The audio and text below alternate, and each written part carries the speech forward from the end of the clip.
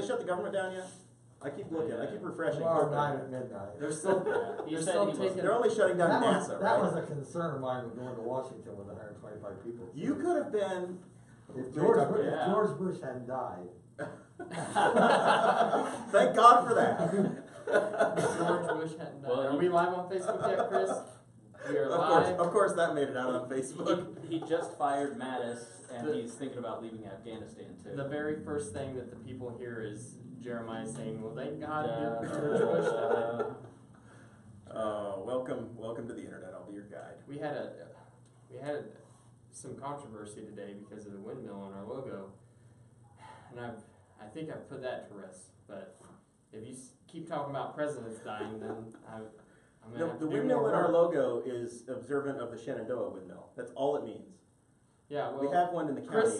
Chris had a good explanation for it. He's like, someone made this for free. Don't look a gift horse in the mouth. Yeah, I've gotten so many free logos, and you're like, I'm not going to ask for the 15th change. Is the logo, I don't see it anywhere, is it up? Oh, it's not up anywhere, no. It's a secret. It's on the internet. Is it on the? It's not on the show notes because I don't have a fancy set of show notes. The episode guide is on the top of the episode guide. Yeah, it is. There you go. You can show. You can let Tom see it that way. There's the new logo, Tom. Last time you were on, it was totally different. Yeah. This is a freebie. It's nice, isn't it? I don't remember that big tall building in Henry County. Well, we're East Central Indiana's favorite podcast. So from Meridian to the east. So that's downtown. That's the Salesforce Tower now. Yeah. How I came up with East Central Indiana's favorite podcast is we went to the Indiana State Libertarian Convention in 2017. Sure. And they had a guest speaker there, and she was a marketing specialist, and she said, take a title for yourself that once you have it, no one else can take it. I was like, well, then we're the best podcast in East Central Indiana. We're also the #1 tractor podcast in the entire Midwest. That's right.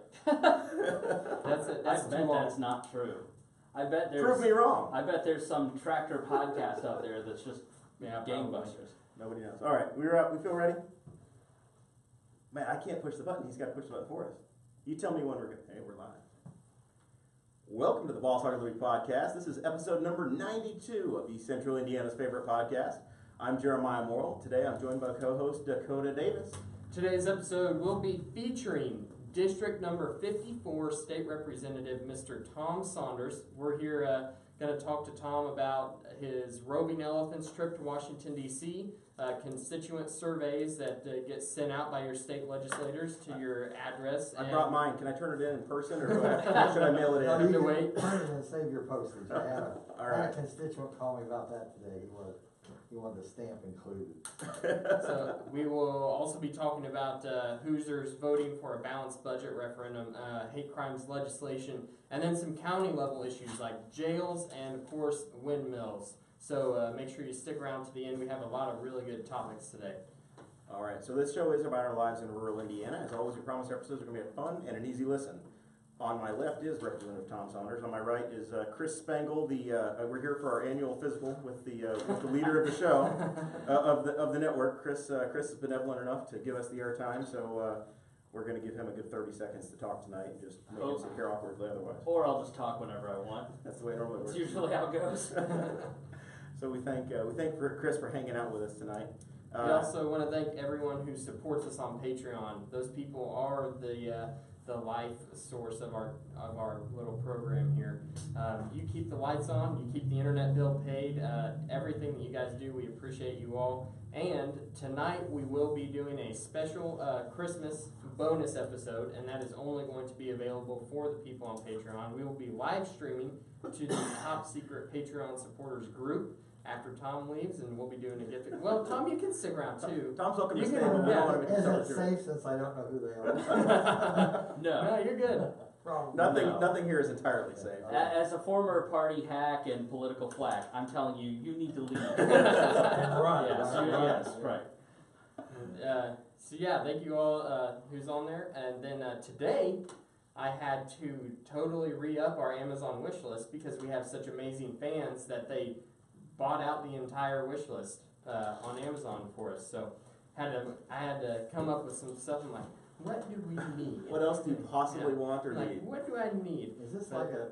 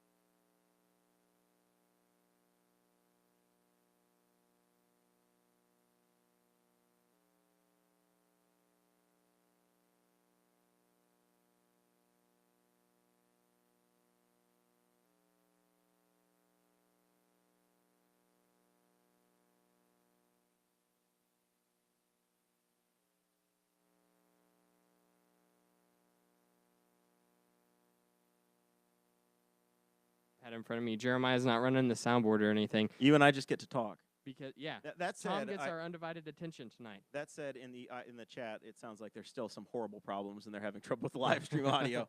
But, Oh, no. but they're working on it for us, so we just get to do the show. He's the worst producer in radio. I worked in radio for 15 years. I've never seen a debacle to a show start like this. If I weren't here, Fluffy would be in a lot of trouble. We're But good you think now, it's fixed though. now? Yeah, I think we're good. What exactly, specifically, what did he do wrong? Well, it's not his fault. It's Dakota's What because did I do? he didn't actually teach him how to turn on the volume. See, what you guys do something Oh. very dumb. You turn all the volume down, mute everything, just leave it alone. Just don't touch it. So the poor boy didn't know that he had to turn on the actual Mevo The- iPad stuff. Yeah. Yeah, but that's Sorry, Chris. but the good news is that's only for the people on the live stream. When they come back and listen to the podcast, that's all just fine. Well, it wasn't recording, so we need to restart the show. No, I'm just kidding. I was like, what? It's all good. So Let's get into some issues. We need to reintroduce Tom Saunders because we picked up a lot of listeners since the last time you were on, Tom. That was episode number 43. man, We're on, almost 50 episodes later. Tom has had the big accomplishment. 100% of the vote went in your favor this year. first time ever? First You know, during the campaign, everybody's putting up yard signs. And Turn his mic just a touch to him. There we go. I- That'll do it. I'm thinking, should I be putting up yard signs? I mean, I don't know. I felt guilty. I did go out and do door to door with some people, just. Supporting like other I was candidates and involved, doing your thing. But I'm honored that the public decided to give me 100%. It worked out. It worked out all right. After the election happened, we had there were a lot of confusion with the new voting machines and the error message it gave people whenever they chose straight ticket ballots or didn't choose straight ticket ballots. And I said, you know how we fix the straight ticket debacle is just add a none of the above option on every ballot. So if my solution had been on there this year, And we would have Tom seen. That would have included you guys too, though, We wouldn't would it? see how- absolutely, yeah, you Yeah. can definitely vote against us by Yeah. picking the Democrat, the Republican, or NODA. Yeah. Yeah, that was confusing. I hope that they try to remedy that before the next one. Because Well, what would you think about? I know Mike Delph. He left the state senate, and he was always trying to introduce ending straight ticket voting because the point of straight ticket voting goes back to our rural history. That's why the chicken is there for the Democrats because people who were illiterate, they held up the chicken, then they'd raise their hand and vote for the Democrat. So it mean, was a rooster. it was a rooster. Thank There's you for no the correction. chicken. It's well, Darren Jacobs has nothing to do with the chicken. Democrats He's a are all- rooster only. Democrats are all chickens to me. But would you support eliminating straight ticket voting or supporting at least getting that into committee and having a discussion about it? I would, but it won't happen. Why do you think? Well, look at the coattails of President Trump. I mean, it was the Trump landslide that brought all the Republicans across the state. A lot of courthouses across the southern part of Indiana, all Democrat, but they're almost all of them are Republican now. A lot of that is trickled down with the coattails. So Yeah. party people, I just don't think it would ever have a chance. Yeah, we talked a little bit with I can hear myself. Yeah. now. yeah, there we go. It's okay. We forgive you, Chris. We talked a little bit with Jim Lucas about it last week, and he was totally opposed to the idea. He said, I hate the idea of telling someone that you can't do something. And I said, well, they can still pick all Republicans or all Democrats, or Libertarians. But the problem is that it's an incumbent support system. I mean, it really is there to encourage a lack of civic engagement. We're not a parliamentary system. We're a constitutional republic where you choose an individual, not a party. So to me, it's very unconstitutional and anti-First Amendment. I think. Well, we're one of 8 states that still has it. Right? Yeah, well, and I'm pretty proud of the fact that I think I get diversity. I get people on both sides, Democrats and Republicans and Libertarians who vote for me, and I'm pretty proud of that fact. I've always you have to run as a party, and I got involved early at 18, so. Right. So we talked about that a little bit on the last episode you were on with us and talked about your trip to the White House, and people can go back and listen to that. You met President Nixon, and I'm sure there's an audio tape of that somewhere. I wondered that because when you found out that the office was bugged, surely there's an audio tape of that. Exactly. I need to do a Freedom of Information request to the Nixon Library. You should probably. I didn't even think of that. You should probably send that request into new Congressman Pence's office on his first day and have him try to figure out how to deal with it. No, quite. I mean, you could write the Nixon Library and probably get it if it's available. At least the transcript. And I'm sure it is. So. I had thought about that. That would be a lot of fun. Yeah. Maybe we'll have to go to California and check it out. I've been there a couple times, but never thought to ask for the transcript of the. Do you remember exactly what day you went? I think it was November 27th, 1969. Yeah, so they got a pretty. They got a puncher's chance of finding it. The office was bugged then, so. Was it really? It would have been. Yeah, you're right. It was voice activated, so if you're talking, it's. Yeah, that would be amazing to go back to go to the Nixon Library and see if you can find yourself talking to the president. Yeah. I don't know. I never got to talk to him in the White House. I got to talk to him. I screwed it up. They asked me to be there on a Wednesday morning, and I told them I couldn't. So they said, "Well, come Friday." Well, he went home to San Clemente for Thanksgiving, and then in January he came to Indianapolis for a cities and towns meeting. I'm in class. I get paged to the office, principal's office, and when I get there, the postmaster's standing there, and he has a special delivery letter. And I was invited to meet the president in a receiving line in Indianapolis. So, but the conversation that took place in the Oval Office with his special assistant is probably taped somewhere. So. Wouldn't it be funny if he was the 18 missing minutes? He accidentally. I stepped on that button. You bumped into something, and he probably had a guy like producer Chris who screwed up the first couple of minutes of the audio. Well, if you saw that demonstration of Rosemary Woods trying to demonstrate how she accidentally erased the 18 minutes, there's no way that happened. So on episode 43, we talked to you for quite some time, but I think like 45 minutes of that episode was us introducing you as a legislator, getting to know you. Today, we really want to talk about like the things that go on in the State House and the upcoming legislative session. But first, we really want to talk about your Roving Elephants trip that you took to Washington, D.C. Yeah. And so we talked last year about how you had just got back from Trump's inauguration at that time.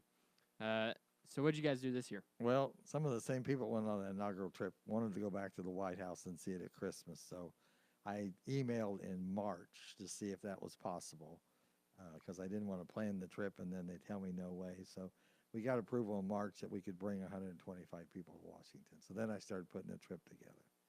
And we left. Now, do you have a special direct line now with the vice president in there? Is that your hookup? Or we'll give away your secrets live on the air? Well, Congressman Pence, Vice President Pence, Governor Pence had a staffer who was with him the whole time. Okay. And he answers my emails. So there you go. Hey. So we try. What's his email address? Promise we won't tell anybody. And I have, so I know how to get candy in too. So edible candy, not candy. Oh, edibles. I thought you had to go to Minnesota, or not Michigan for that, I guess. No, these are Minnesota. I took some Goods candy. Some Henry County's own Goods candy is the best candy you could take. That's thank yous, and they enjoyed it. I think I took 6 pounds with me. Wow. I noticed he was putting on a little weight. Should have had a box in his lap when he was listening to that. I'm sure he'll listen to this episode. So. But anyway, so we put the trip together, and I think this was my 18th or 19th year that we've put this group together, and we've been pretty lucky. They tell me I write a decent letter. We've met both President Bush's and President and Mrs. Carter, and Lucy Johnson met us at her dad's library in Texas, and David Eisenhower met us at his grandfather's farm in Gettysburg, and James Level, who was the Dallas detective that was handcuffed to Lee Harvey Oswald, he came and had lunch with us when we did Dallas. And Neat. so I'm always looking for somebody. I love history, and so if I can get somebody to come and talk, and you actually hear that person tell the story. So this time the highlight, what I think is the highlight for your trip is you met President Kennedy's personal secretary. Well, we met Jackie's personals. Yeah. Okay. Yeah, I had done. We did Thomas Jefferson's home. We did James Madison's. We did Mount Vernon. We did the White House and the Vice President's office. I've done that. Once you've seen the White House once, you've seen it 100 times. It was the group really enjoyed. We didn't really expect to see the Vice President because George Bush's funeral was going on, and I honestly thought he was probably in Texas for the funeral. And we had a White House briefing, and during the course of the briefing, he walks in the room and surprises everybody, and that was a highlight for people. And then we went to Mount Vernon for lunch, and I had tracked down Jackie Kennedy's personal secretary. She was the second person John Kennedy hired when he was elected to the Senate in 1956. Really? And she stayed with him for a couple of years. Took maternity leave. When she come back part-time, she became Jackie's secretary. She was with him until Jackie moved from Georgetown to New York after the assassination. She was in Dallas with him, and to hear those stories one-on-one is really, really neat. I have a new friend now. She and I talk on the phone quite a bit. That's fun. That's awesome. Yeah. That's fantastic. That is really cool. What is the most surprising thing that you've learned from her that you were like, I can't believe that I know this? Then that's pretty cool. Well, I talked to her day before yesterday because I left some pics. She's in the photograph where LBJ is being sworn in. Oh, wow. And I left that photograph and asked her to sign it for me, and she sent it to me, and I called her to thank her. And she said, I wish somebody had asked me about him. And she said About President about Johnson. about President Kennedy. She said because he never changed from the first time I met him as a senator till that last day in Dallas. He was still a people person. He'd go out of your way to speak to you, call you by name, and just she wouldn't talk about any personal things. She started right off saying, I will not talk about their personal relationship. I mean, how many times can you be asked about Marilyn? Yeah. Right? You know? Marilyn Monroe is who we're talking Yes, about. You're too I young for understand. that, For the yeah. young one. Yeah. Happy Yeah. birthday. Google her, but not on the work internet. Well, and if you and Yeah, you know, they have the safe images turned on. for somebody that likes history, if you read about Mary and Jackie's hat that she had on in Dallas that day is missing. Oh, And wow. they allude to the fact that Mary hasn't. She's the last one to have had it, Yeah. right? Well, Allegedly. it was handed to her in the hospital, and she's carrying Jackie's bag as she gets on the airplane behind Jackie as they carry the casket up. And the first day I talked to her, she said, well, I'll talk for about 15 minutes, and you can ask questions. And I said, well, I have a question right now, Mary. And she goes, yeah. Where's I the said, hat? where's the hat? And she goes, oh, that's the $1 million question. She said, I handed it to Clint Hill, her Secret Service agent for good safekeeping. And I said, well, I've met Mr. Hill, and he said, you have the hat. Well, Tom's let's be investigation is going nowhere. no offense, but Secret Service safekeeping on that particular day, not. Never mind. Well, except with him, he's the only one that acted. He was the one who climbed over the car? Yeah, Okay. Yeah. Interesting. We met him. I met him. It was a neat story too. So. That's interesting. Wow. So and we talked earlier. You had 110 people that made the trip out there. We and had you 120 on the 110 on the buses, and then we picked up people who flew in from Florida, and Texas, and New York. That is, I like to put together events and have fun and throw parties, but even for me, trying to corral 125 people in Washington D.C. sounds like Well, I would freak out. I would flip shit. the key, Jeremiah, is that you don't try to control them. Yeah. That's probably he's just guides people. That's where you go wrong. Well, Stand on this spot. See, Tom, there's a reason I'm the one who named the show. I said you will do the show only if it's the Boss Hog of Liberty, because Somebody's a little bossy sometimes. Bossy, oh, We have to get there at exactly 7:07 p.m. Right. And you have to understand, these people had to go through some pretty heavy security checks. Oh, I so bet. they- I yeah. bet, yeah. I got to tour the Pentagon in March, and we had to get pre-cleared like 2 months in advance. Well- The level of detail of what you had to do had to be just Well, ridiculous. and my concern was at the last minute, the White House didn't have any dates. After telling me in March they did.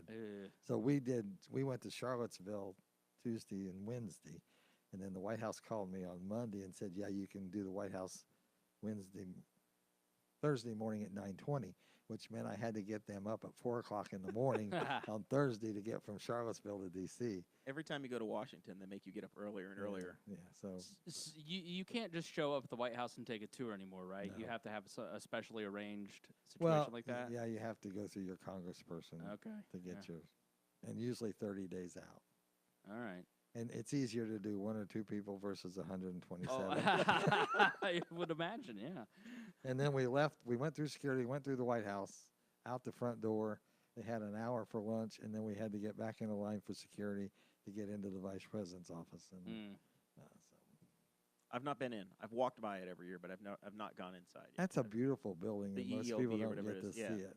And there again, you can thank Jackie Kennedy because they were going to tear that building down, and they were going to tear all the buildings in Lafayette Square. Really? Really? And in the 60s, and she persuaded them to create a preservation committee, and they built a new government office building on Lafayette Square, but they kept the facades of the homes. So Dolly Madison lived there, and it's a pretty historic site in Washington. They were going to tear down the old executive office building? Okay, Yeah. got it. Yeah, they were going to tear down that whole 2 blocks. Mm.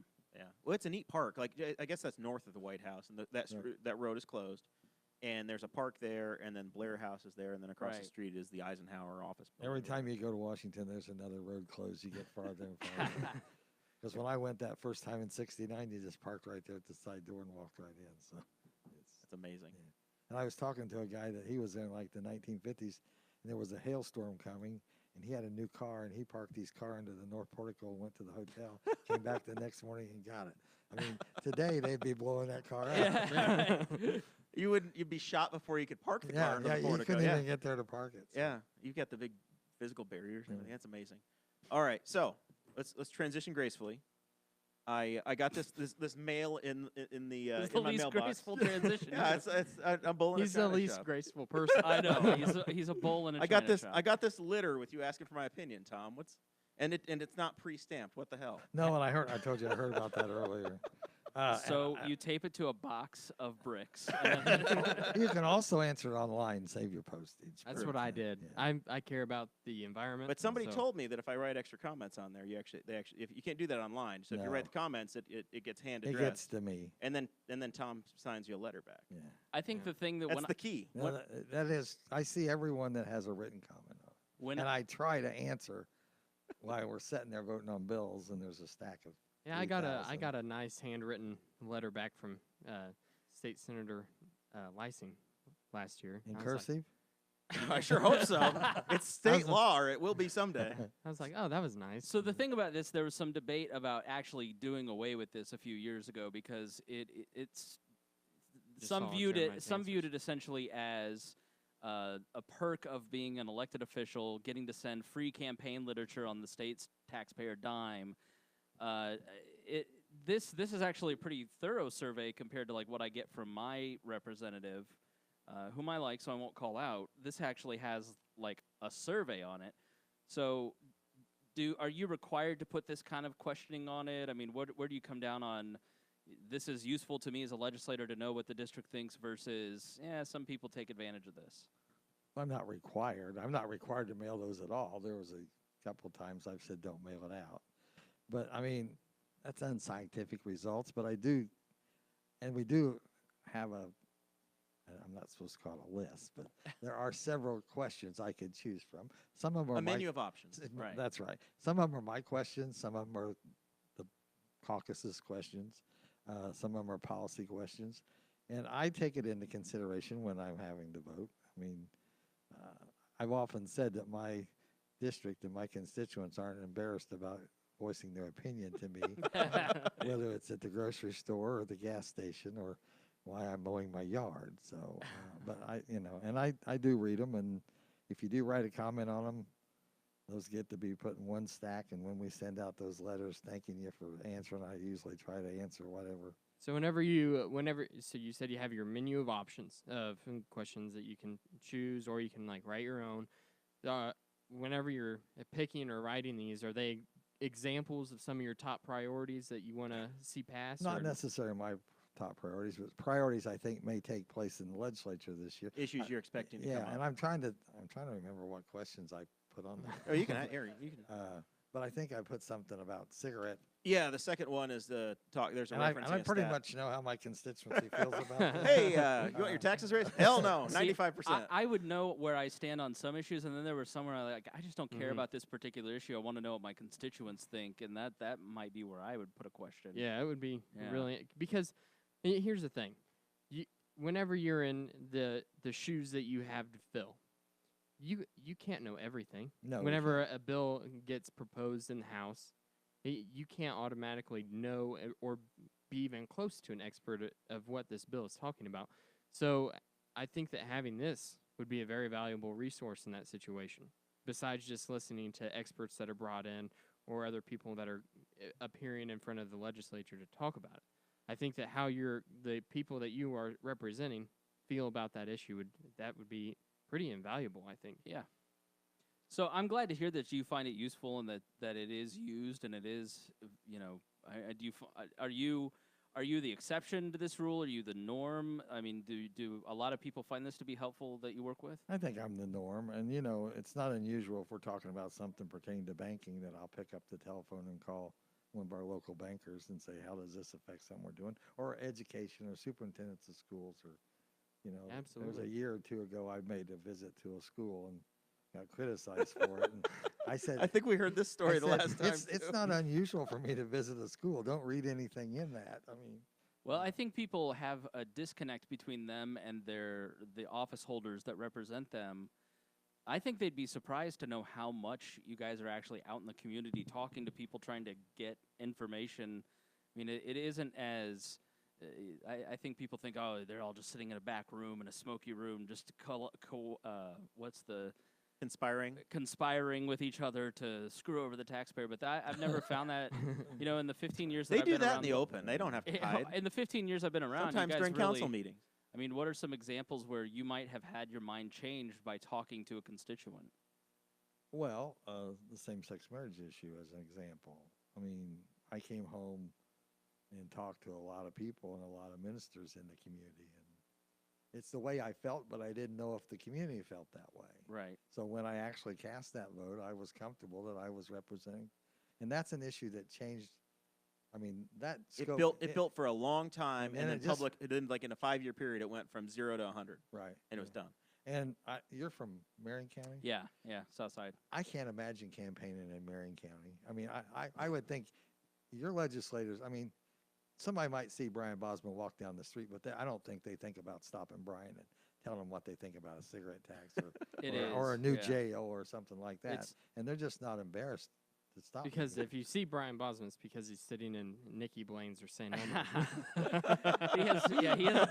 he has a different constituency. He does. No, I have Speedy and Aaron Freeman, and they're being on the south side. It's a little different, but yeah, if you're in Center Township, but it's a lot less communal. What I like about coming out here is you guys have much more of a community in the rural area, and you can be more in touch. We keep people like you I have out, Tom's is what we do. personal phone number. I'm in the book. I'm probably one of the. I don't know. I shouldn't say that, but I keep a landline and my number in the book so that the constituency can get a hold of me. All right. Well, I mean, if I wasn't in this position, I'd get rid of that phone. It's just an added cost that it hardly ever rings. I'm not answering that damn thing. It's either a telemarketer or a voter. I'm not talking to Most either of the time, it's a telemarketer. And, somebody's getting pizzas later. Are you? Last time you told a funny story about how you visited the school and you got in the doghouse with the speaker. You guys all good? Yeah, we're fine. We're happy now. You got G.W. Pierce Parkway down there, didn't you? That's $500,000. He had to sign off on that. So no, we're fine. I got reappointed. I'm assistant caucus chairman. So man, I'm back in leadership. Nice. So if anybody wants to find Mr. Saunders' legislative survey for 2018, it has to be turned in by the end of January. I almost think And- we send them out too late. They should go out earlier than that. And Well, you that, got- that yeah, way you- you got some time to think about your answers. You guys have already, you're filing bills or in the process of filing bills, and you're a month into the session by the time they all have to come back, right? Yeah, Yeah. yeah. Because bill filing deadline was the 10th. I think the second week of January is the last day for me to file a bill. We're each allowed 10 bills. I thought it was 5. You guys get In a more? long session. It's, Oh, we get more laws. Yeah, then. get It's- more it's laws. awful you know. dangerous this Yeah, time of the It year. is very, and the Senate always gets 10, so, you know, so. But anyway, if you want to find the legislative survey, then you can go to iga.in.gov and you can find your legislator right there. Even if you're somewhere else across the state, you can find your legislator there and you can find their legislative survey if they have one. So iga.in.gov is how you get there, or maybe you got it in the mail.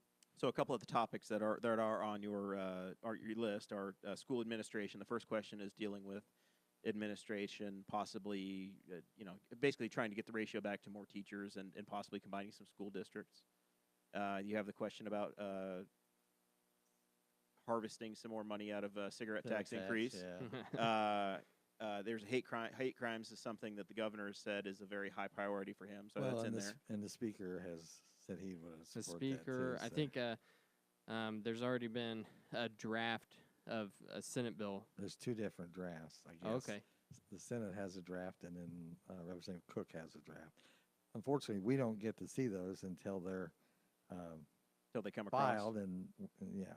So they come to You the and I desk. could be having the same bill drafted. We're using the same drafter at LSA, Legislative Services, and he couldn't tell me that you were having a bill drafted. They don't share. Really? That seems silly. Yeah, it does.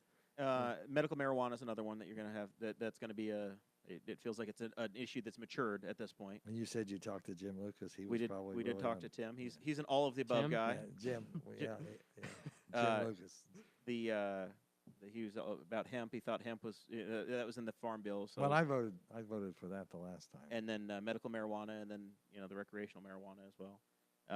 And then there was one that I wasn't expecting, dealing with weapons permits. Yeah, I didn't expect that that's a one either. different question I hadn't seen yet. So Well, it was kind of funny, okay, because we talked to Jim Lucas about doing away with the weapons permit altogether and instituting constitutional carry in the state of Indiana. And then I got Tom's legislative survey, and I think it was the very last question, and it's like, should the weapons permit be a photo ID now? And I was like, wait a minute.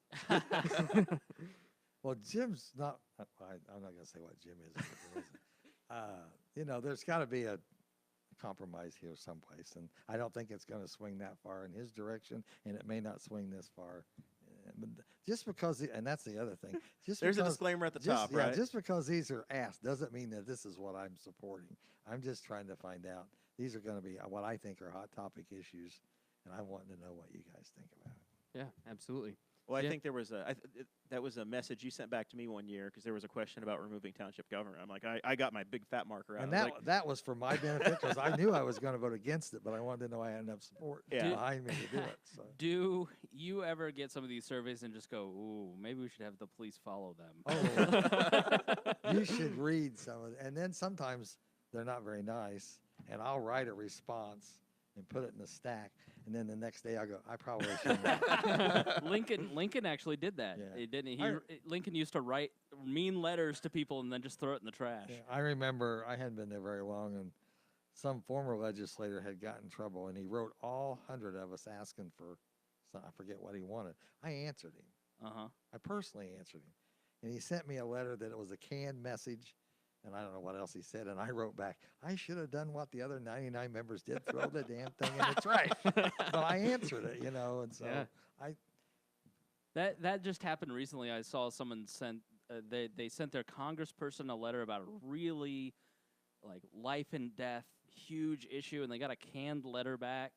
And this person, I mean, it was like somebody was dying and they needed help with something, and they got this canned letter back that seemed totally insincere, and it was just, you couldn't have done more damage with that than you would have been better off saying nothing than just making them feel unheard. And it's hard because I don't know how many legislative assistants I've had since I've been there. And I got a new one 3 weeks ago, and he calls me last night and says, hey, I got a job with Senator-elect Braun, so I'm leaving you January 2nd.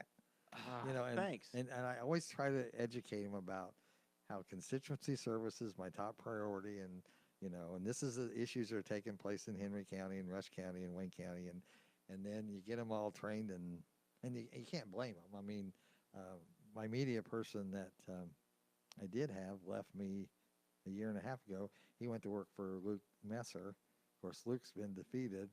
So he was in Washington on our trip, and he's going to be a press secretary at the White House. So I said, that'll look good on your resume. Yeah. Just remember where you came from, you know. So. Guffey, you want another job? We're looking to move a producer. Make us a deal. That's funny. All right, speaking about issues in amongst your constituency, let's talk about the upcoming legislative session. So the first thing I have on here is that Hoosiers recently voted in the midterm elections to require the state to adopt a balanced budget. However, there was some wording in there to where that could affect the pensions of public employees. So I kind of just wanted to get your opinion on that and how you think it's going to affect any budget sessions. The Constitution of the state always said we had to have a balanced budget. They just wanted to put it in again, so it was clear. In a different spot. In a different spot. This basically just guarantees that the pensions that we as a state are responsible for, state employees, school teachers, that money's there, and we're not using it for anything else. I know before the election it was we're going to try to take their pensions away from them. That's not my intention, and if that's the wording and that's what happens, it'll be a vote I'll vote against. But I think it was just to protect. You hear about these other states, Illinois. I mean, they can't fund the pensions that they've been collecting money on for years when the school teacher retires. So that's where one of these days we just need to get out of the pension business. we just trying to, but you work, they want a pension. You Oh, I know. I'm just saying, like, at some point, whether it's a policy that we say, okay, from here on out, we'll fund the pensions, take care of the obligations we have, then 30 years from now, the whole workforce doesn't have one note to them. Anybody hired after 2018, Yeah. It's no pension. That's that's why most businesses have gone to a 401k match or the like. That's what happened with Lily's. My grandfather has a pension, but my brother-in-law, who works for Lily's as well, does not. He has a 401k. Oh, yeah, that's And you may see that down the road, but I haven't heard that discussed. Right. I'm Right. just talking. To But my I mean, we've legislator got saying, two or "Hey, three man, different. One of these days. I don't think that it's right. Okay, so yeah, we're critical about government pensions, right?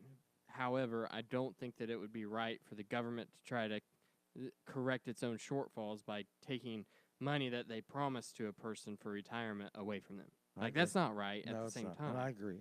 You know, I know agree. you agree. I agree with saying. that. But the problem is that the pension crisis across all Western countries is getting so bad that in 50 years it's expected to be like 3 times larger than what our current world economy is right now.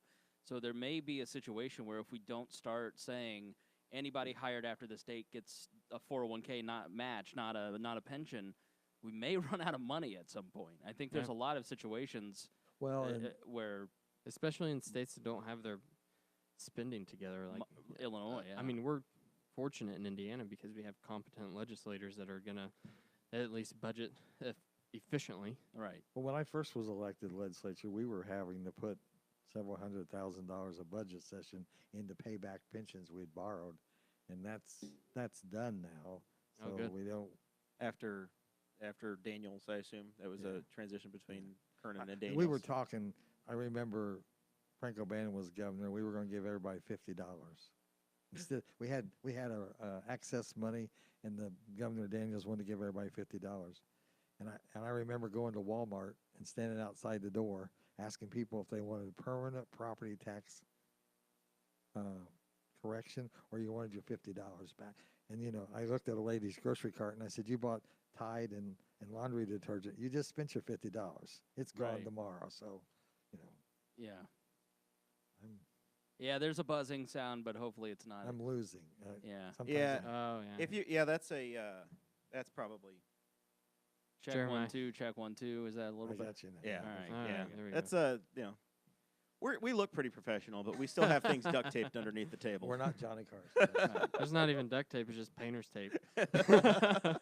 Someday we'll have. I'll buy we'll have your real roll of duct tape. if Hey. that's the problem. Man, I need to put Is that on the your Amazon wish list. Yeah. All right, let's move honestly, on. as far as equipment goes to this thing, the hardest thing to get right is headphones. That is the most Yeah. difficult part of the entire process is getting a good headphones. We've gone through. It's actually not. You just have to spend some money, Jeremiah. We've well, gone through 3 headphone amps. See, It's been bad. Jer's married to someone that I have affectionately nicknamed Purse String Potter or Penny Pinching Potter. So he's not allowed to spend too much money. fiscally responsible in my house, I'll tell you that. All right, let's move on to hate crimes legislation. Government Holcomb said that Indiana is way past due for hate crimes legislation. That's because of some recent graffiti that showed up at a synagogue in Carmel, Indiana. And also State Senator Ron Alting, like we just touched on it a little bit, Republican from Lafayette. He released a draft of Senate Bill number 12, and it will call for judges to review the motivations for a crime and then be able to issue harsher punishments. In your opinion, is that something that needs to happen? Well, I kind of changed my opinion on this too when I had some people come visit. I always thought, it's up to the judge, let him make the decision. But in this day and age, when you're being punished or hurt or killed because of your religious or your sexual preference or something, I think we probably should join the other states in looking at hate crime legislation. We talked to, I think we touched, no, we didn't talk about it with Jim Lucas, but he put a post on Facebook, and he said the state constitution guarantees that all people and all punishments are equal. And if we issue harsher punishments because of something done against a certain group of people, does that go against the state constitution? Which I'm not a lawyer. That'd be up to Yeah. the judge. But you can. he Someone was else- also on Facebook last week smoking pot out in Colorado. Well, that's what. something too, That's one so- of my favorite quotes that ever came from this podcast. Is that Jim Lucas was on the show, and Jim Lucas said it's impossible to overdose from marijuana because I just tried. How much of the hate crimes legislation ties into the Indianapolis and Purdue tech business? I look at this and I see a lot of the influence of Salesforce, for instance, and their very outspoken CEO. I find this to be a counter reaction to RFRA and trying to repair some of the damage with the conventions. $60 million was lost in convention business there. Is it, you're in the know, is my hypothesis right? Is there a bit of the hate crimes legislation that is geared towards people outside of the state when they're looking to bring business here? I believe so. I don't know that I'm so much in the know. I just kind of hang around. Well, and you're in think- leadership I now. am, but we haven't had one of those meetings yet. More than so- Guffey, okay? More than Guffey. Yeah, I mean, I was on, I voted opposite the way the governor wanted us to vote on that issue. I remember my wife and I were in French Lick when he was on ABC, and they were asking him that question about his Indiana, and he's not answering, and I'm jumping up and down on the bed going, just say no. So, yeah, we look at that when we're trying to coerce people to come to Indiana to do business, and we got to have a good workforce. We have to have an inviting work development and environment. So Damn the luck, that was the day everybody watched George Stephanopoulos. It normally didn't happen, but that was the day everybody decided they were going to watch the governor. my wife and them were going. I said, "You guys go on to breakfast. I want to watch this." And thank goodness my granddaughter wasn't in the room. I actually was jumping up and down on the bed, going, "Just say no." But yeah, I have a little note in here that says similar bills have always been tried in the state house, and they've always been shot down. But you didn't have the support of the governor and the Speaker Exactly. of the House, and I don't know how the new Senate Pro Tem feels, but I would say it has. That's a good very, chance of- very important point. It has, because he's the guy that assigns it to a committee and kind of advises the committee chair if it's going to get a hearing or not. So Okay. they've been pretty vocal. I think it probably has a good chance of passing this year. All right. Who is the new Senate Pro Tem? I've not checked yet. Rod Bray from Martinsville, Morgan County. Morgan County. There's all this power out of Morgan Yeah, County. yeah. It's palpable. Well, it's like a little cauldron of power. Where my wife is from Morgan Yeah. County. So They have no zoning in Morgan County. You aware of that? really, Yeah. it just feels freer down there. They have the best fireworks show in the state. More free. Yeah. It's more free, not freer. All right, let's speaking about Morgan County, let's go to some of the issues that are affecting the county level that we think could actually have an effect come from the state house. I have right here State Senator Phil Boots, who is a Republican, also wants to do away with these 4 mile. They're called home rule laws, and they are zoning laws that have been implemented in different towns across the state. That basically restrict wind farms, but they can restrict anything, and they're out 4 miles outside of the town limits. He wants to restrict that and say, you are a town, you can legislate for your town, not the county. And almost all the little incorporated towns in Henry County have come up with similar have come up with because these they laws. didn't think their county government was looking out for them. We're up to That's double correct. digits now of the towns. Yeah, and I honestly think this is in response to Henry County. Oh, I'm convinced it is. And I think this law has been in effect since 1980, so it's two- not anything that's brand new. two of Wow. them are in the Crawfordsville area, I think, have passed it. Which and is then- in his district now. so that's why he's Yeah. carrying it. And then I guess there are at least 10 or 11 Henry County Well- towns. Those communities that have town governments have done that. When a couple of those communities enacted that, I told them, I said, don't be surprised if you're not sued, because I didn't think Farm Bureau was going to sit back and take this without some kind of a fight. And I assume that's where that language, I assume they went to Senator Boots and said, hey, is 4 miles too much? Maybe. But in Henry County's case, and this is where I told you I know the political answer and I know the truthful answer. You know, the voters of this county let it be known they weren't happy with the direction our leadership was taking us. And they replaced them. Yep. But they're still not listening to them. And so the local communities, somebody informed them of this particular law and they enacted it, trying to protect their boundaries. So Yeah. and it's going to be, Henry County is going to become a test case is what's Yeah. going to happen. This is going to be, I think there's, from the outside looking in, I don't have any, I just have from a distance knowledge. I'm not in any of these boards. I'm not a party to the lawsuits, but I think you're going to find Henry County is going to probably be case law for this. I don't know if this bill has any chance to go anywhere in the General Assembly this cycle or not. I don't know. I saw it would was say filed. it probably does, because I mean there's 5 large power groups that control the general or have a lot of input in the General Assembly: Chamber of Commerce, Manufacturers Association, State Realtors, Farm Bureau, and I can't remember who the 5th one is. But they, Probably the cold beer people that say we can only have it for 8 hours yeah, a and day. I don't know if we're going to do anything with that this year. Now we do have the wind company Apex, I believe, was the wind company that was looking at going in southern Henry County and was going to be doing the wind farm down there. They have said that they're not interested But anymore. it's my understanding. done, right? Yeah, that's what I understand. I Okay. read that, but I also understand that the commissioners yesterday in their commissioners meeting approved some agreements Voted between on For the 5 big blue, the agreements. northern yeah, which farm. there again, the vote. You know this. You run as a libertarian. For an independent candidate to get over 8,000 votes, that's saying something. I Yep. mean, Yeah, it really is. but nobody's listening, and that's the reason these local communities did this. They didn't think that their local government was looking out to protect their best interest, and they probably will become a test case. It'll be interesting It'll be to see what happens with it expensive, because, and, I mean, we've um, already split this county 3 ways. like you said, and, the commissioners voted on 5 agreements with Calpine, which is the group that's going to be establishing In wind the northern part. in So the why didn't northern they part of the just say the other night, hey, we're done. The people in Henry County have voiced their opinion. They don't want wind. Thanks, but no thanks. It'll be crazy if it goes forward, because there's whenever we were running Jeremiah's campaign, we were looking at everything. We didn't have the votes for an abatement here, no matter who won the county council, right? And so the entire campaign team is looking at all across the state of Indiana and the windmills that have been put in, and it's like there's never been a wind farm put in without an abatement. It's never happened before.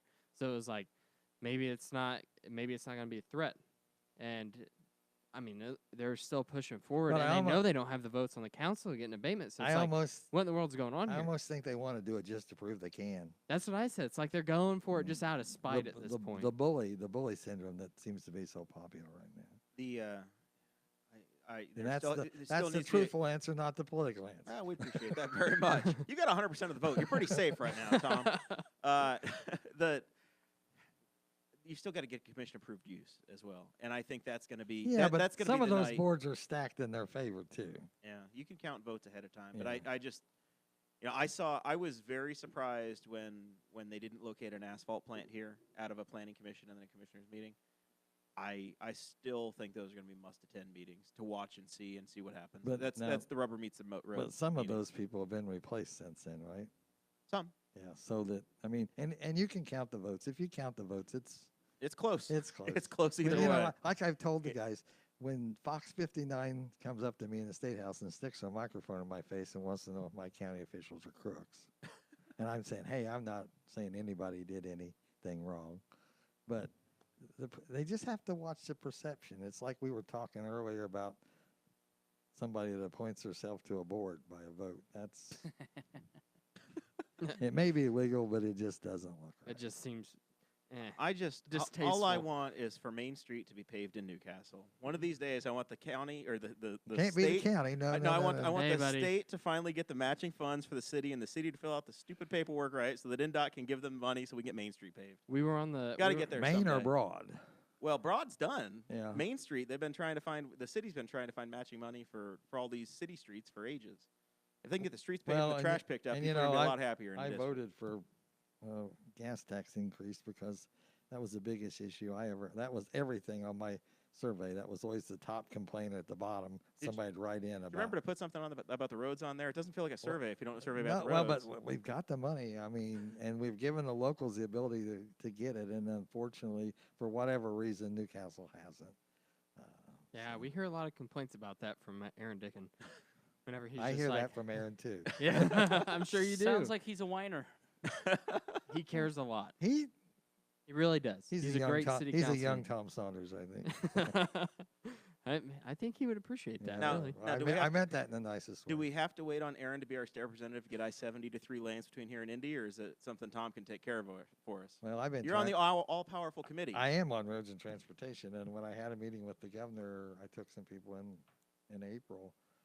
I think the biggest thing we could do for economic development in this part of the state is to make State Road 3 4-lane between 74 and 70.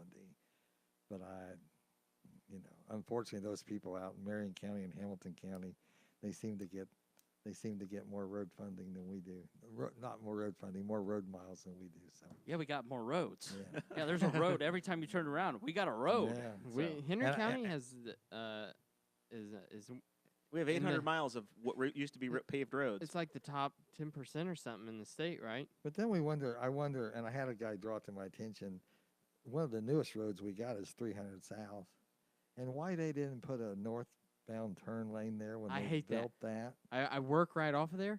Hate it. And so now I got to figure out, is that a state responsibility or a county responsibility? And when we built that road, we built it with federal funds. That's why we got the wide berms and the wide ditches. And we don't really need that. We just need another Yeah, we just another need a turn lane. So, Don't care about the ditch. Somebody said, we posted and advertised you're going to come on, and they wanted us to cast about 300 South and in 103 getting a stoplight out there.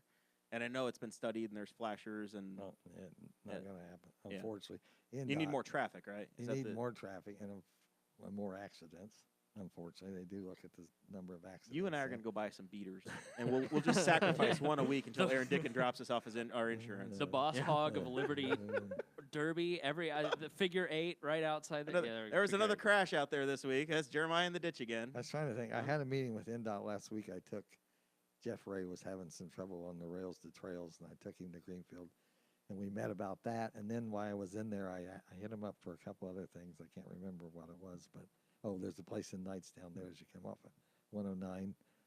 I don't know if I think the city sewer or something's collapsing underneath it, and there's a big hole there. And Oh. they need to get that fixed. I know So- from my construction industry experiences, I know that Knightstown just had their wastewater treatment plant bid last week. So They did what? sewers and wastewater treatment plants. Knightstown's getting some improvements. Oh, okay. That's underway. Well, I represent what? 4 exchanges on I-70 and have the most unimproved exchanges in the state. So You touched on something there a little bit that I don't think is talked a lot about, and I'd be interested in your perspective. So I ran the Libertarian State Party from '08 to 12, and there was always this tension between the Marion County Party and all the other parties, especially the further north you got, the more tension there was.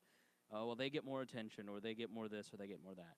And I've been surprised over the last few years as I've watched more of the legislature to see that's part of the legislature too. Yeah. There's a real Tom and Mike Speedy are probably gonna have a duel by 2020. I have been surprised to see I got money on my rep. people who are in your part of the state or in the north or the south or any rural county really feels some sort of, I don't know if antipathy, that may be too strong of a word, towards Marion County and Indianapolis specifically, and there's always this sense that they get whatever they want, and we're Bunch of brats. But that's not. I mean, if you live in Indianapolis, you have a totally different perspective. You know, I think so. How much of that tension is real between the state capitol? You know, they want to throw billions of dollars at stadiums and conventions, and you know, and business development, and it is important to have like a sales force driving some of that growth, but how much of that is at the expense of a rural county like Henry County? Well, that's our capital city. It's a beautiful city, and I want to do whatever I can to help draw people there. But we live here, and one of the examples is you see all the pickup trucks on the road. I've always complained about. I'm on roads and transportation. A pickup truck license, that money goes to the state. It doesn't get generated back to the locals for road funding, where my passenger vehicle does. And that's because when the formula was figured in the 60s, only us people in rural Indiana drove pickup trucks. And if we were going to change that, then Marion County wanted it figured on lane miles because they have more lane miles than we have. You know, and I'm asked to vote for tax increases to fund the Pacers and the Colts and yeah, you know, thanks for that, by the way. Yeah, but on the other hand, and that was under Governor Daniels, and they allowed the donut areas to increase their food and beverage tax, and they could spend it any way they wanted to. Right. Well, I can't spend our local food and beverage tax that way. You can't even get one for Rushville. I can't even get one for Rushville. So, I mean, Henry County's had a food and beverage tax for since the 80s. Yeah, 35 years, and it's good for Henry County. But why isn't it saying the Allegedly, same thing good? If you believe in taxes. Yeah, but I mean, they do some good. You got to have the money. But if it's good for Henry County or it's eligible for Henry County, why isn't it eligible for Rush County? Why do they have to come to the legislature and kiss somebody's ring to get it when everybody in Marion County and the surrounding donut areas? Well, they're just trying to keep Mayor Pavey down. Let me give you kind of what I'm hearing. I think as he's a listener. doing a good job, though. If I'm your average listener, I'm sitting here going, well, what do you want more of my money for? What are you actually going to use it for? And I don't think people really understand how a lot of state and local taxes work because they just see massive amounts of waste on the federal level, and they don't realize that there's a difference between your county. But I mean, so what is the importance of all of these different types of taxes that you're talking about? Well, first of all, for service. If this building catches on fire, you expect the fire truck to come here, or you want in Henry County we have free ambulance service. You want the ambulance to show up. We've got a bucket brigade arranged just in case. But I was in a county today that's being Purely forced to build a new jail, $50 million, and the federal court said they had to hire 22 new jailers. Terre Haute. Yeah. Hey man, I read the news. And plus you told me where you were this morning. They have to be, and I don't think we're far from that. Speaking about jails, that's one other county issue Anyway, that services. We got to have money yeah. for this. And then my other point of view is everybody should pay for those services.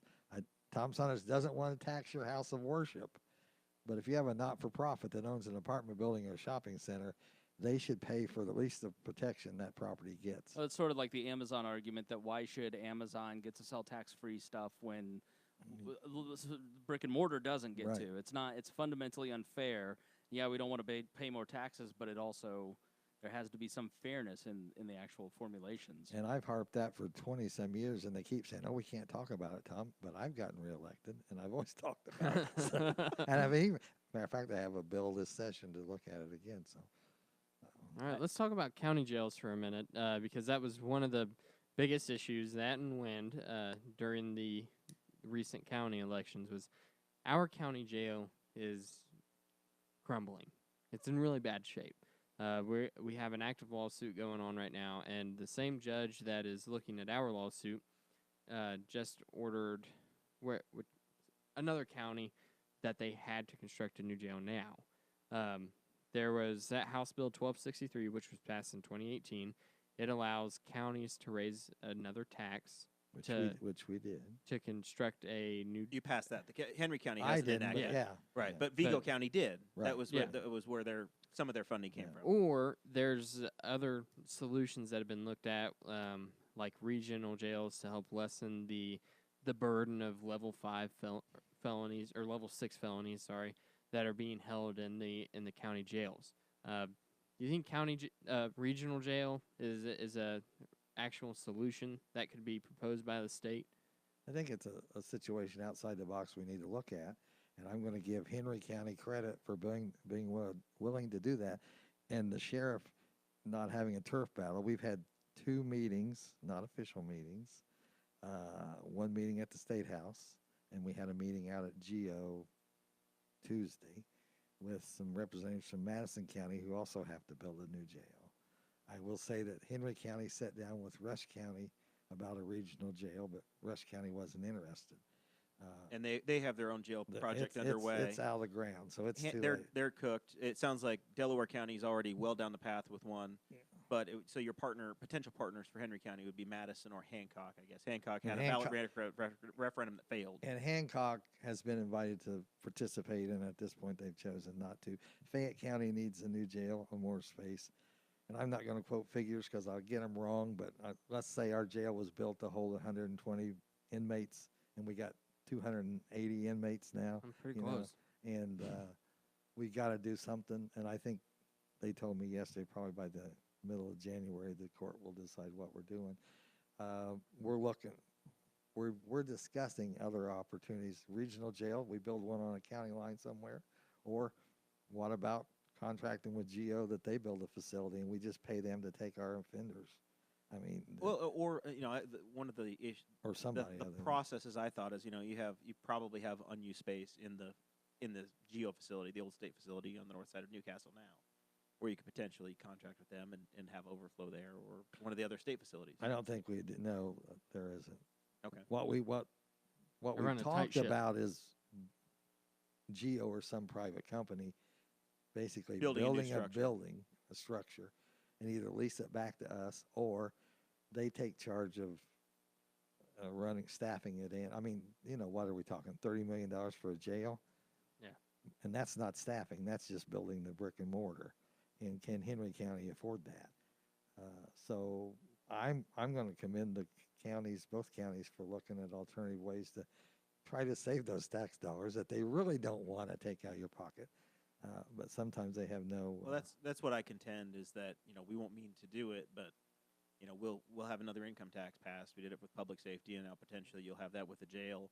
And it won't be you, but 20 years down the line, when that's supposed to sunset, the adjustment will come in and say, oh well, if you had it in place, you can keep it, and choose what you. It'll be like the food and beverage tax for yeah, Hancock County, yeah, right? yeah. You do what you want with it after. Hancock after it's doesn't built. have food and beverage. Hancock, Oh, Morgan no, does. Hancock does. has one. They wanted to increase theirs. Of And- course they did. and They want 12%. They wanted to over build there. a new 4-H facility in Park, and Rush County was in that grouping to get approved when those people from Hancock County came to a Ways and Means meeting, and they just pulled them all off the table then. So Was that the year they just wanted to see stuff die? Bills were dying left and right. no, I think they actually wanted that to happen. If you wanted to see you should watch. 2 years ago? You should watch last year's Signy Die in the Senate if you want to see a good comedy show. They were honoring people instead of voting on things, if I Yeah, remember correctly. Yeah. All right. So let's hear about. You've got 10 bills that you get to author this year. I knew You you want to was- give us the I cliff knew you was notes? going to ask You don't. me We're not. that. You don't have to list all 10 because you might leave one out. But One the of them highlights. has to do with township firefighting. There's no consistency across the state on how those are funded. We need to look at that, how these fire departments are funded. They shouldn't be spending their time having chicken noodle dinners trying to raise enough money to buy gasoline for the fire trucks.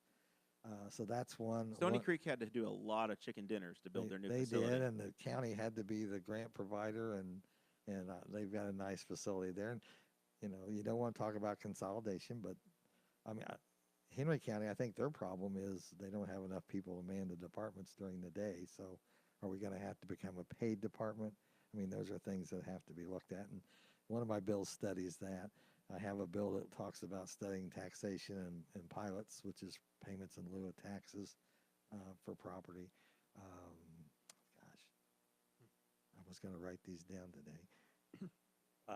I did reintroduce a bill I had on wind and conflict of interest from last year because there was some. Oh, yeah, I Almost forgot all to- those guys are voted out by now. Well, not necessarily for them, but for future references.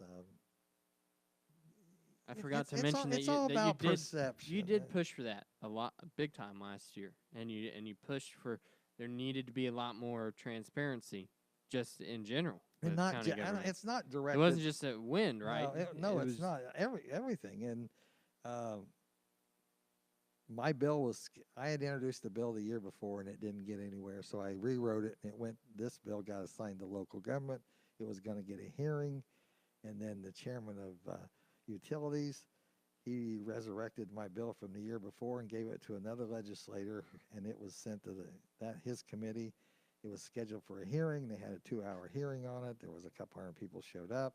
He said, "Oh, I'm not going to take a vote on this bill today because Tom's got another issue in local government. I'm going to annex it into this bill. We'll take a vote in 2 weeks." He goes to the local government chair and says, "Don't hear Tom's bill. I'm going to amend it into my bill." So the local government chair kills my bill, and then nothing ever happened with the other bill. Oh. Thank goodness that legislator's gone I was now. going to say you're gonna go rip some people up. Right? Well, I mean, I just reintroduced it to see what happens, and it's everybody takes it, and I'm addressing it. Our guys, I'm not. It's a situation that happens. I'm not allowed to vote on anything at the legislature that I might be perceived as a conflict of interest or making revenue off of, and I'm just trying to pass that along. Trying to, even the playing field for the people that are in the counties too. Yeah. I get that for sure. All right. I think You we're ready through the for- list. Yeah, I'm ready for final thoughts. How about you? All right, let's do it. We'll start with Chris Spangle on my right, and we'll go to Tom, and then we'll work our way around the room. You know, libertarians were often accused of stealing votes, Tom. So I want to know, how do you feel about stealing all of Rex Bell's votes? Well, I'm pretty proud of the fact that when Rex was running for governor and he was in the hospital and he wanted to vote very badly, and the county clerk told him no. Rex and Tom and I were on the phone. There a was number a of phone times. call made to me, and I arranged it so I didn't steal Rex's vote. I let him vote for himself. I'm just teasing. No, I know you are, and the Bells are a nice family. I think I've ran against Half of them, all probably. of them, so except for Mrs. Bell, I've run against. Well, if you everyone. move to Hagerstown and run for judge, I'm sure you can run against her too. She's vicious. She's undefeated, though. Rex is very nice, but Susan, I've seen Susan in action. She was not happy with me one day. she'll make you pay fines and pennies. It's So- but in this line of work, you have to be able to forgive and forget. Yeah. And you have to be able to live with the guy you look at in the mirror every morning. And as I said earlier, I'm honored that the people of this district have put their trust in me for as many years as they have. I don't know where those years have gone, and I've tried to represent them to the best of my ability. And sometimes we agree, and sometimes we don't. And there's a couple of votes I'd like to take back, but you can't do that. So It's you a guys republic, didn't not ask a me about democracy. time. It's not going to change. Oh, well, okay. All right. Are we staying on Central Time, Eastern Time? What are you doing? I think we'll stay right exactly where we're at. if We're going to drive right down 31. 31 East is Eastern Time, and West is so the State House will be on Central Time, and, No, I don't and know Newcastle will be on Eastern If Time. I don't know if I told you this story. When I ran for property taxes. So one day I was up in northern Indiana and took Otis Bowen, former governor, up to lunch, and we talked about property taxes. The next week I was going to be in southern Indiana. I called Governor Whitcomb and asked if I could stop by his house and take him out to lunch. And he said, nope. He said, there's no fit place to eat lunch in Rome. You come to my house and I'll have it for you. He said, be here at noon. It's 5 hours down to Rome, Indiana in Perry County. And I pulled into Rome, population 37. That's the first county seat. And there's a courthouse there. It looks a lot like the state capitol in Corydon. There's a big white house with pillars, and that's where Governor Whitcomb lived with his significant other. I pulled up to their door at noon. They were sitting on the front porch. He had his pajamas on, and she didn't have any shoes on. And I got out and introduced myself, and they both excused herself, went in, got dressed, and he and I sat on the porch and visited, and she had a nice lunch for us, and we're in there, and she said, you know, you got here an hour earlier than you were expecting. And I said, you said noon. She says, honey, we're on slow time. And the governor had a spoon to his mouth, and he said, you can blame your man Mitch for that. I vetoed that damn bill when I was governor. You know, coming from radio, it was just the worst nightmare you can imagine, and dealing with people from, you know, LA or New York, they're like, what time are you on again? It's just totally different now. People know we're on, they still will kind of, there's ghosts of what time are you on, but it's not like it was. It's things run efficiently. It was the right decision. Moving it to Central Time, I think, is crazy. Like, having it get dark here between 4 and 4:30 is Yeah, just... that was horrible. We went down to Tennessee for Thanksgiving, and it was like, man, I'm starting to get tired. It's only 4:45. I have... The moon and stars are out. I've had several state legislators, when I've posted about it, say, over my dead body, will we be on Central Time? Yeah, exactly. Well, and unfortunately, it's in response to those children that got killed in the bus accident, but it would still be dark. It doesn't matter. So I think we're where we're going to be. It's frustrating. You know, and to address that issue, maybe the time school starts should change, Yeah. right? You know, maybe you push it back an Maybe hour. they change their time. Exactly. Honestly, an hour extra for sleep would be so good for kids. It would be the the way that they learn. Incredibly beneficial. Yeah. We should introduce a bill to that. Let's do it. Okay, so Right now, I will. Let's kill one of yours, and we'll write the Tom I'll help Saunders. you You take the Right. preamble, I'll take the conclusion. I'll help you write 2 bills. I'll help you write school starting later. Uh-huh. I'll also help you write a bill to end straight ticket voting. I don't think it'll get assigned to a committee. It get assigned to a committee, but I doubt if it got it. We here. can try. Well, we can try. Yeah. That's all we can do. Or we just take off the party labels. If we can't do straight ticket voting, we'll just take off party labels and see how it all goes. But you Just know, give my NOTA idea. when try. I voted that first time and it flipped up and said that I had made a mistake, and I flipped back and went to the next. No, I didn't. And then but I could see how that would. It drove. I'm a up party straight chairman, tickets. and it threw me off. It's all fun and games till you accidentally vote for the Democrats, Saunders. Well, who was I talking to?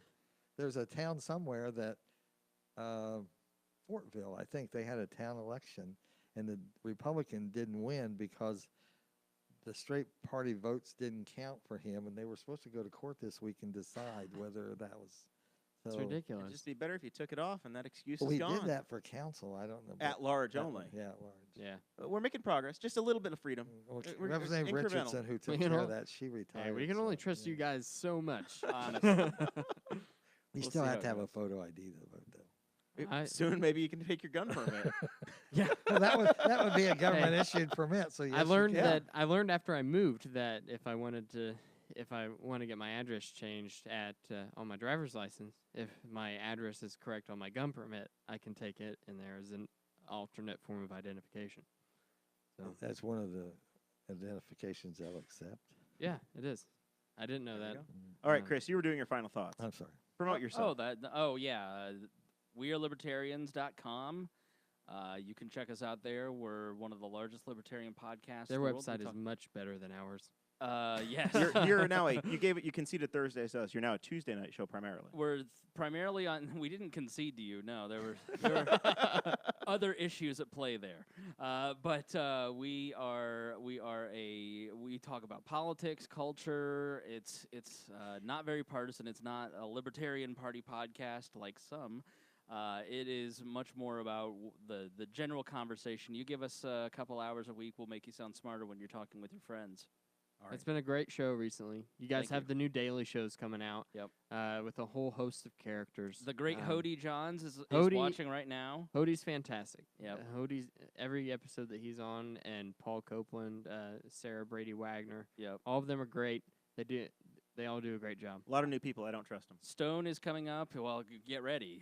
You shouldn't cancel your plans and come to the dinner on the 5th because we're going It's my to have, birthday, man. We're going to have a We'll whole have bunch. cake. Yeah, we'll have a cake. There will be 30 of your best friends there, all new co-hosts that we're going to start bringing onto the network. And oh boy, do we have big plans for 2019. So We're going to take over the world for libertarianism, so get ready, Tom.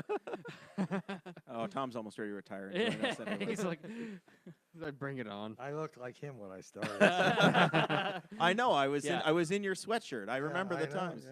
yeah. Dakota looks. We're not going to get into it in front of the honorable right gentleman from Louisville. From Louisville.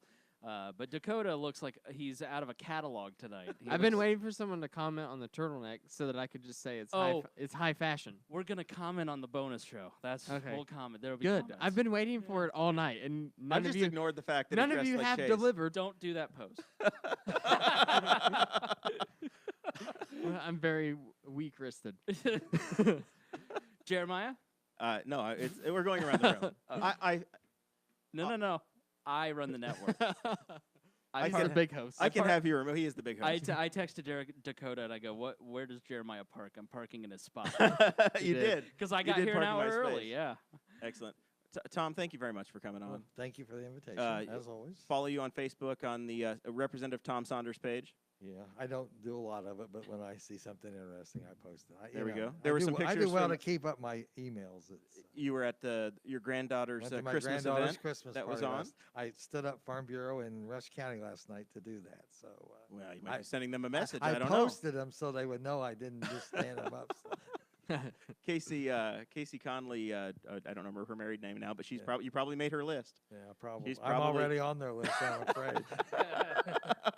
All right. Well, thank you very much. We're looking forward to. I'm sure I'll run across you a time or two at the State House along the way. Thank you. So I know we normally have lunch together during the for the Purdue University Ag Luncheon. Carrot? So the Carrot Group. We've So already got a date for that, January, is it 27th? it's on my calendar. I don't know yet. I have to take the day off work, but we'll Just have a lunch. lunch. It's just a lunch, yeah. And we come over and we talk about whatever the priorities of the school are that day. All right, Dakota. All right, I guess my final thoughts, as always, are thank you to the people who support us on Patreon. You guys are the greatest. If you want to support us on Patreon as well, then you can head to patreon.com, which is patreon.com/BossHogOfLiberty. You get all kinds of bonus content, a lot of cool stuff. If you join right now, then we can add you to the super secret Facebook group. And that is where you will see the live stream and the video of Jeremiah and I exchanging gifts, also opening a present from landlord Mike Broyles. And I got you a gift as well. our year in review I said we're exchanging gifts. And they didn't get me anything. No. I gave them a show, and I get nothing. This is the kind of respect I get, Tom. It's just ridiculous. Welcome to my world. We Yeah, got I you. know. It's like I'm we an got elected you official. a studio in It means Eastern Indiana. No benefit to me whatsoever. Okay, I have to whatever. drive 475 minutes out to this place. But anyway, if you join the Patreon right now, we will add you to the secret group. We'll give you guys some time to figure it out, and then you can come watch our year in review with Chris Spangle And the from- rest of the co-hosts, because they were told it's mandatory to attend this unpaid thing that they. He's talking about taking 400 and some minutes. That's because you have better roads than your part of the state. Well, so he always tries to get me to move out here, so he'll like jokingly send me Hey. houses. Why don't you? I know a house on Maplewood right now. that'd be Because fit for you. A, I work in Indianapolis, and B, you can don't have. you can be downtown in 40 minutes. See, this No. is Tom and I have the same 35 hymnal. if you got a lead slave You plate. sound just like him. Yeah. No, the other 25 reason, years driving to the State House, never been stopped. It's I a live- miracle. Yeah, I have. I live within 2 minutes of a Chick-fil-A and 1 minute within a Cracker Barrel, and you guys don't have. We're working on it. We're working on it. You. That's a campaign promise right there. If you get a Chick-fil-A here, I will personally be mad at you because then I'll lose every time. I'm like, you don't have a Chick-fil-A, man. I'm a silver member of the rewards right now. I eat there 3 times a week. I know the drive-through lady by name. He's like, well, you could go to Muncie. I'm like, that's 35 minutes away, Jeremiah. Well, Greenfield doesn't even have a Chick-fil-A. Yeah. No, and I think that's we need to stop talking about it because it's a golden franchise opportunity in Greenfield. Honestly, That's Mike Kreider's fault, really. I have a Zaxby's. I'm a single man. I don't like to cook. Really? Do you have a Stax? That's we have a fake. Stax. You like to cook. I've been to your house. I do like to cook, yeah, but it gets inconvenient because I got things to read. But All right, Jeremiah, what are your final thoughts? On the Patreon thing, Christmas morning or Christmas Eve morning, That's right. Fluffy Guffy over here, he's going to be doing a roll with Cade jiu-jitsu style. Yeah, it's gonna go horrible. Who gave you a microphone? I did. I have no clue. No, you're not. No. We're gonna have a whole conversation about this whole situation on Chris the is our Ace Crosby. So Christmas Eve morning, He's just like a little 9 bit more a.m., pale. he's gonna get his butt kicked for the clicks. Yeah. I'm just trying to last a minute. No, you won't. No, He won't. you're not no. even man enough to grow a beard. He's Hey, I military belong- trained. No offense, Jeremiah. He's military trained. I belong in the trailer park with the best of them. Now you're got. Now, Tom, as your give me $1. I'll be your personal advisor. No, don't say anything. All right. Anyway, we got that coming up next week. Juice in the Morning is joining us on the show, so we're gonna have those guys on. Those and then, chumps. Those chumps. I We love picked those a guys. fight with them just for the sport of it, Yeah. because that's what we do in this industry. He said you offered use of the studio, and he goes, honestly, though, it's like an hour away, so I don't think we can do it. And we're gonna charge them. right. We're not free. No, We're man. cheap. You're not pretty free. cheap. We're We cheap. we can barely afford the rent as it is, Right. let alone someone else We're using it. scraping by. All right. That's enough of this. We join the Patreon. You'll see the rest of it. And we thank you, Tom, very much for joining us on Thank the show. you. Merry Christmas. Merry Oh, Christmas. Mason says they have a Long John Silver. I love Long John Silver's. Okay. Will you quit flipping your wrists? Love 'em. Love Long John Silver's.